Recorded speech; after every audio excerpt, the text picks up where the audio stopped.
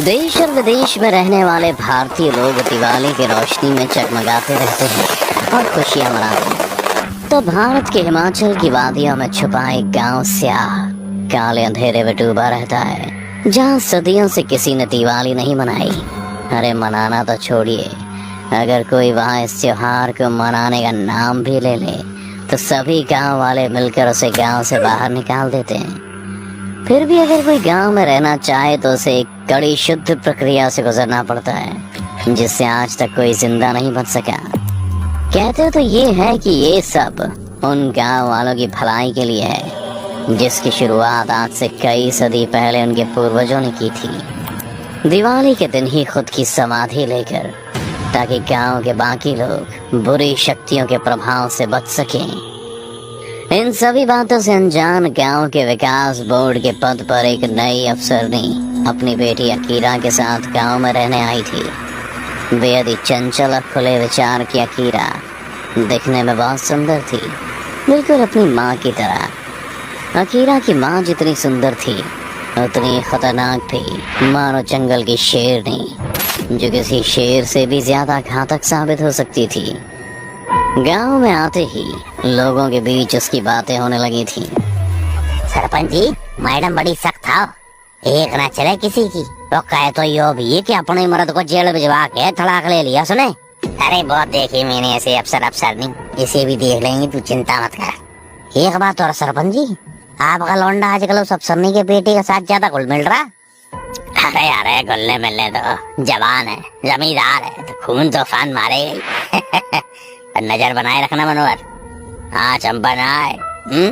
सरपंच ने इतना कहा ही था कि इतने में बाहर से लोगों के चीखने चिल्लाने की आवाज आने लगी। डायन को मारो, डायन को मारो, मारो डायन को, मारो मारो। बाहर देखा तो लोगों की भीड़ एक औरत को रस्सी के सहारे बांध दोनों तरफ से खींचते हुए ऊपर पहाड़ पर अघोरी बाबा के पास ले जा रही थी। जिसे देख सरपंच ने कहा, जब पता है कि इस गांव में दिवाली मनाने के नाम से ही वो राक्षस जाग जाता है, फिर भी इनका भूत है कि उतरने का नाम ही नहीं लेता। ए मनोहर, गांव में बात फैला दे कि कोई भी अगर दिवाली मनाने का नाम भी लिया तो उसका गृह दहन करवा देंगे हम। सरपंच अभी बोल ही रहा था कि इतने में वो अफसर सरपंच के सामने सड़क पर अपनी गाड़ी रोकती है। हम तो यहाँ विकास के लिए आए हैं और आप है कि उजाड़ने की बातें कर रहे हैं, और इस तरह से उसे बांध कर कहाँ ले जा रहे हैं। नमस्ते मैडम जी, जरूर कीजिए विकास, बस हमारे गांव की मान्यता से दूर रहिए। बाकी उसने पाप किया है शैतान को जगाने का, या तो निकाली जाएगी या फिर मारी जाएगी। ये सुनते ही अफसर का दिमाग हिल गया। उधर दूसरी तरफ उसकी बेटी सरपंच के बेटे के साथ पहाड़ी की चट्टान पर बैठकर बातें कर रही थी कि तभी उसे भी वो आवाज सुनाई थी जो लोगों का हुजूम उस औरत को घसीटते हुए चिल्ला रहे थे। उस औरत की हालत ऐसी हो रही थी कि एक पल को अकीरा भी डर कर खड़ी हो गई, क्योंकि वो औरत दर्द के मारे चीख रही थी, चिल्ला रही थी। औरत अगल बगल के लोगों पर हमला कर रही थी। उसकी हालत किसी जानवर की तरह हो चुकी थी और अब वो एकटक अकीरा को देखने लगी।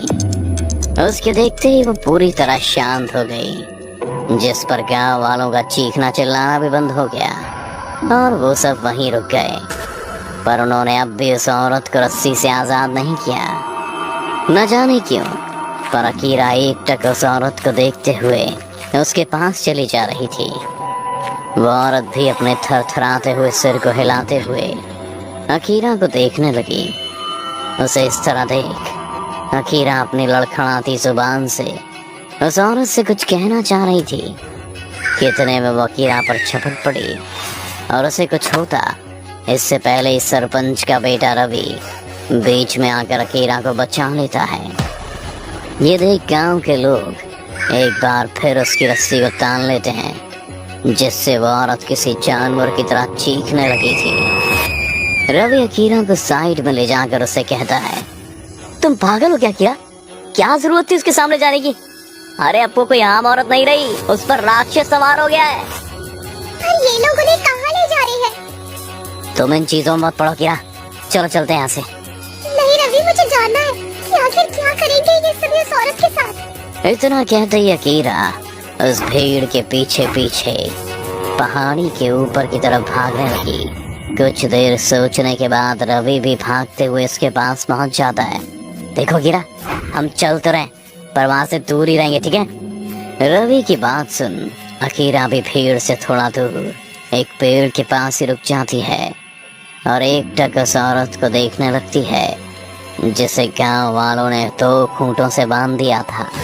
अचानक से सभी गांव वाले डायन को मारो मारो के बजाय अघोरी नंदा का जयकारा लगाने लगते हैं, जिससे हर तरफ वही नाम गूंजने लगता है। और आते ही अपनी लचीली छड़ी उस औरत को बेतहाशा मारने लगता है और पूछता है, बता बता तू क्या चाहती है? मौत, तुम सभी पापियों की मौत। उसकी बात सुन सभी सहम जाते हैं और आपस में फुसफुसाने लगते हैं। तभी अघोरी नंदा की तेज आवाज सुन सभी शांत हो गए। ये नीच अब सभी गांव वालों के लिए खतरे का सबब बन गई है। हम इसे निष्कासित भी नहीं कर सकते क्योंकि ये जहाँ जाएगी बस तबाही लाएगी, इसलिए इसे यहीं जलकर भस्म करना होगा। अघोरी नंदा की बात सुनते ही एक आदमी आगे बड़ों से तेल से सराबोर कर देता है। अघोरी नंदा भी आसमान की ओर देखते हुए मंत्र पढ़ने लगता है। देखते ही देखते आसमान की घटा घनघोर होने लगती है और शाम अपने सुरूर पर है। तभी एक आदमी मशाल लेकर आगे बढ़ता है और नंदा के इशारे पर उस जिंदा औरत को आग के हवाले कर देता है, जिसके बाद उसकी चीख दूर दूर तक ऐसे फैलती है कि गांव के लोग बाहर खेल रहे अपने बच्चों को घर के अंदर खींच लेते हैं और दरवाज़ा बंद कर अंधेरे में कहीं खो जाते हैं। अपनी आंखों के सामने एक जिंदा औरत को जलता देख अकीरा भी चीख पड़ती है, पर रवि उसके मुंह को दबाते हुए जंगल की तरफ खींच लेता है। अकीरा की आवाज सुन अघोरी नंदा बोला, कौन थी वो? पकड़ो उसे। उसके अंदर से निकलती हुई बुरी शक्तियां घर कर सकती हैं उसमें, पकड़ो उसे। जैसे ही रवि ये सुनता है वो अकीरा का हाथ पकड़ तेजी से पहाड़ी के नीचे जंगल की तरफ भागने लगता है। साथ ही अघोरी नंदा के इशारे पर कुछ लोग भी उसके पीछे भागने लगते हैं। रवि अकीरा को अपने आगोश में एक पत्थर के नीचे छुप जाता है और वो लोग आगे निकल जाते हैं। उनके जाते ही अकीरा और रवि उठकर खड़े हो जाते हैं। रवि, उन लोगों ने उस औरत को जिंदा जला दिया और अब मुझे भी। इतना कहते ही अकीरा रोने लगती है और रवि को गले लगा लेती है। तुम फिक्र मत करो अकीरा, मैं कुछ नहीं होने दूंगा तुम्हें। मैं जानती हूँ जब तक तुम मेरे साथ हो मुझे कुछ नहीं होने दोगे ना तुम। इतना कहते ही अकीरा अपने होठों को रवि के गाल से लगा देती है और एक बार फिर से उसे अपनी बाहों में जकड़ लेती है। तभी वो महसूस करती है कि रवि की पीठ से खून निकल रहा है और धीरे धीरे अब उसका पूरा शरीर कांप रहा है। रवि को देखने के लिए अकीरा जैसे ही खुद से अलग करती है तो पाती है कि वो सिर से लेकर पांव तक पसीने से सराबोर है और कांप रहा है। रवि, क्या हुआ है तुम्हें? तुम ऐसे क्यों कर रहे हो? इतना कहते ही अकीरा अपने कदमों को पीछे ले लेती है। तभी वो देखती है कि रवि का पूरा शरीर अकड़ने लगता है और आंखें लाल हो जाती हैं। उसकी सारी हरकतें बिल्कुल वैसी हो जाती हैं जैसे अभी कुछ देर पहले उस औरत की थी।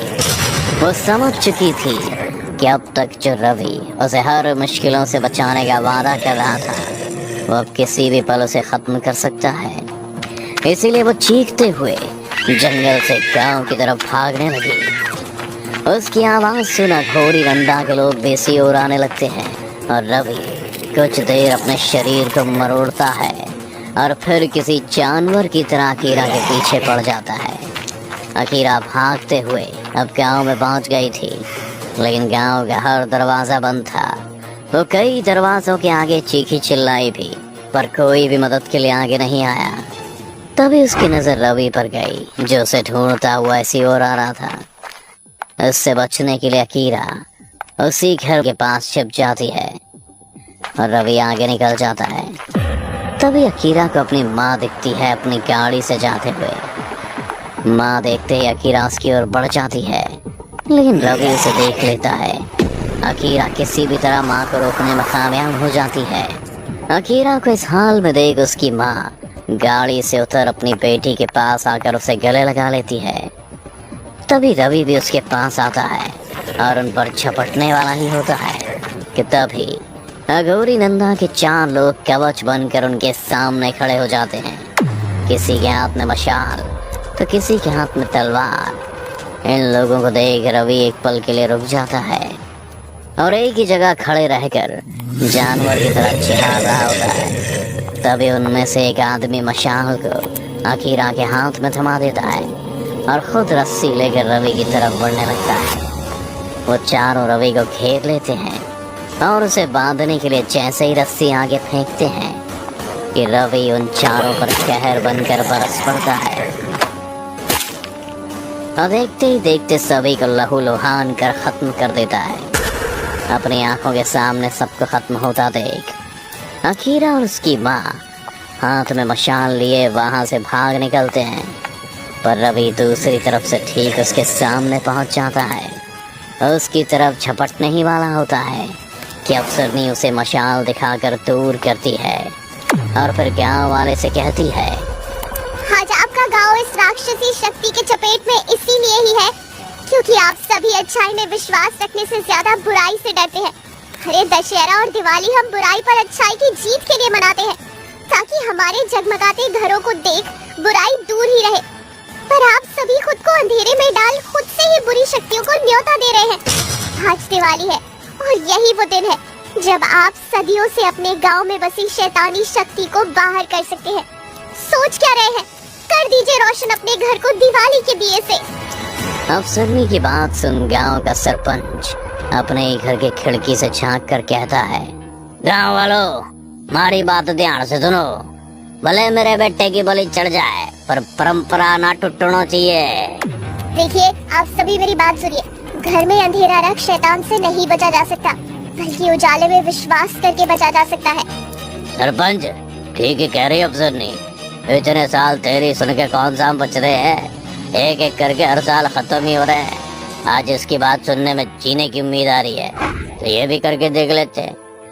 गांव के इस बुजुर्ग की बात सुन सभी एक दूसरे को दिया जलाने को कहते हैं, जिसके बाद अंधेरी के साए में घिरे इस गांव के घर से रोशनी निकलनी शुरू हो जाती है।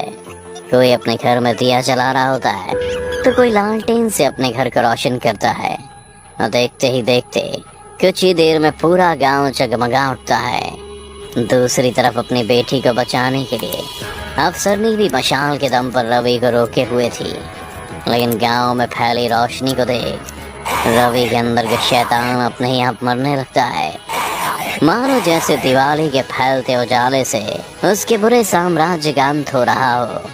अगले ही पल उसमें से काली शक्तियां निकल आसमान में चली जाती हैं और रवि निढाल हो जमीन पर गिर जाता है और अकीरा उसे संभालने के लिए उसकी तरफ दौड़ पड़ती है।